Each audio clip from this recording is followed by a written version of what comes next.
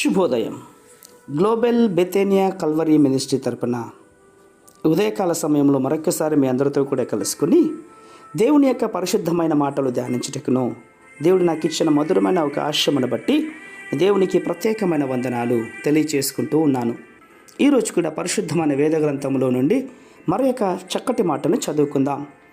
యెషయా గ్రంథము 49వ అధ్యాయము 16వ వచనాన్ని నేను చదువుతున్నాను. దయచేసి గమనించండి. యెషయా గ్రంథము 49వ అధ్యాయము 16వ వచనము. చూడుము, నా అరచేతుల మీదనే నేను చెక్కుని ఉన్నాను, నీ ప్రాకారములు నిత్యము నా ఎదుటనున్నవి. దేవునికి స్తోత్రం కలుగునుగాక. అవును ప్రియులారా, చరిత్ర సృష్టించినటువంటి మహనీయులు, సాహస కార్యములు జరిగించినటువంటి వీరులు తమ పేరు ప్రఖ్యాతలను విడిచి వెళ్ళిపోయారు. కాలం మారుతూ ఉంది, సామ్రాజ్యాలు కూలిపోతూ ఉన్నాయి. కొత్త శతాబ్దాలు ప్రారంభమవుతున్నటువంటి ఈ తరుణంలో పేరు ప్రఖ్యాతుల కాలంలో కలిసిపోతూ ఉన్నాయి.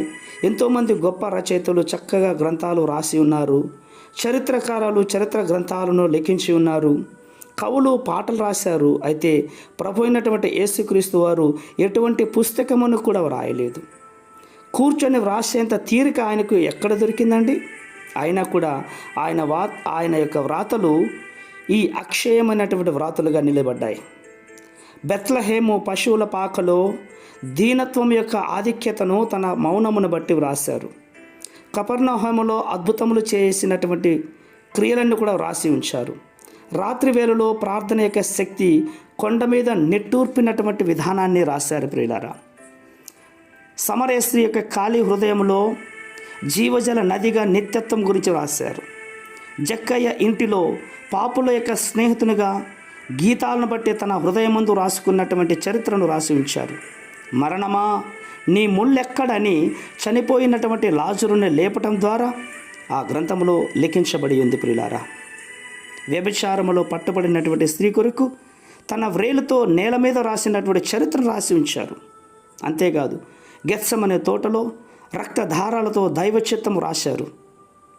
కల్వరి శిలువలో పిండబడినటువంటి శ్రేష్టమైన ప్రేమతో రక్షణను గురించిన మన హృదయములలో లోతుగా రాసి ఉంచారు. అంతేకాదు, నన్ను తన ఎదుట ఉంచుకొని నా పేరును కూడా తన అరచేతుల్లో చెక్కున్నాడు.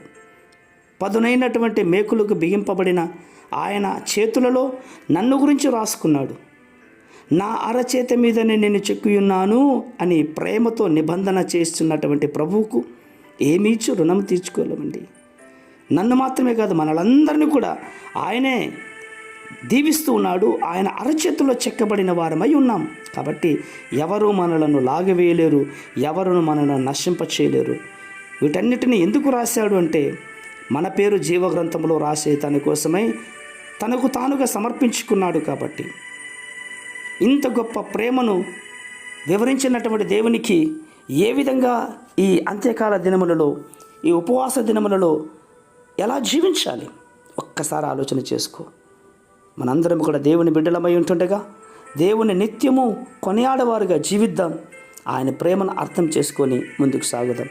పరిశుద్ధమైన మా ప్రియ పరలోకపు తండ్రి, నిజముగా మా స్థితిగతులన్నీ కూడా ప్రభావ మీ ఎదుట ఉన్నాయి. మీకు మరుగైనటువంటిది ఏదీ లేదు నాయన. ఈ మాటలు వింటున్న వారందరినీ మీ అరచేతిలో చెక్కున్నారనైనా. మమ్మల్ని అందరూ జీవగ్రంథంలోనికి తీసుకెళ్ళడానికి మీ యొక్క ప్రయాసం నాయన. ఈ మాటలు అర్థం చేసుకుని నిత్యత్వంలో జీవించడానికి గొప్ప అవకాశం దయచేస్తున్నందుకే స్తోత్రాలు అర్పించుకుంటూ చిన్న ప్రార్థనను మా రక్షకుడిని యేసయ్య బట్టి అడిగి వేడుకొని పొందుచున్నాం మా తండ్రి.